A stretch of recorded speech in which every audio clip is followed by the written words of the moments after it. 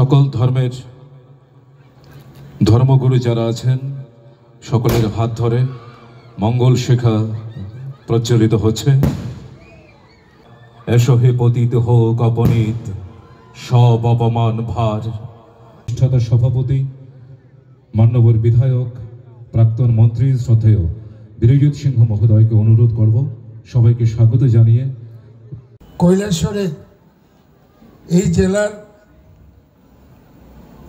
যারা সাংবাদিক বন্ধুরা আছেন,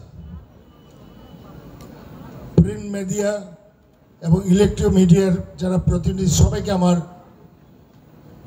ইংরেজি নববর্ষের শুভেচ্ছা জানাচ্ছি। আপনারা জানেন যে আমাদের এই মেলার উদ্দেশ্যটা কি, যে সাম্প্রদায়িক সম্প্রীতি এবং জাতীয় সংহতি, ওটাই মেইন আমাদের বিষয়।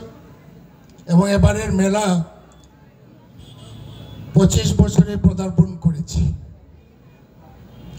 শুরু করেছিলাম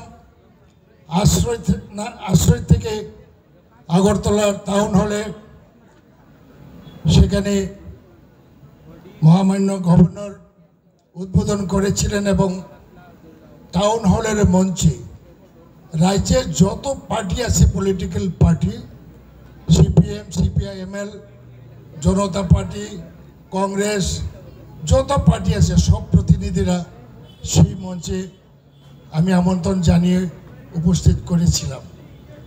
সেখানে অনিল সরকার,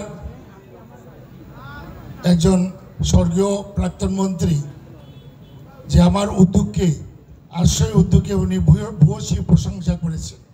মঞ্চের মধ্যে সব পলিটিক্যাল পার্টি, একে অন্যের আমরা রাজনৈতিকভাবে লড়াই করি, কিন্তু ওই আহ্বানে সবাই এসেছিলেন।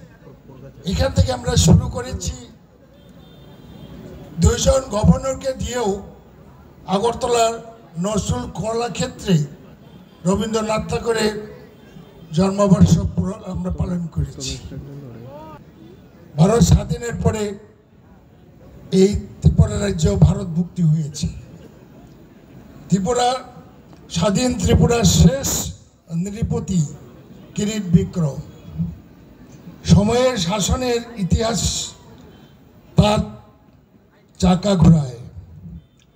ভারতীয় জাতীয় কংগ্রেসের প্রতি চিরকালের শ্রদ্ধা, আনুগত্য ও সমর্থন ছিল রাজবংশের এই প্রথম গণতান্ত্রিক আবহে নির্বাচনের মাধ্যমে গণতন্ত্রের আশীর্বাদ নিয়ে ত্রিপুরা লক্ষ্মীকে বরণ করার জন্য প্রস্তুত হলেন।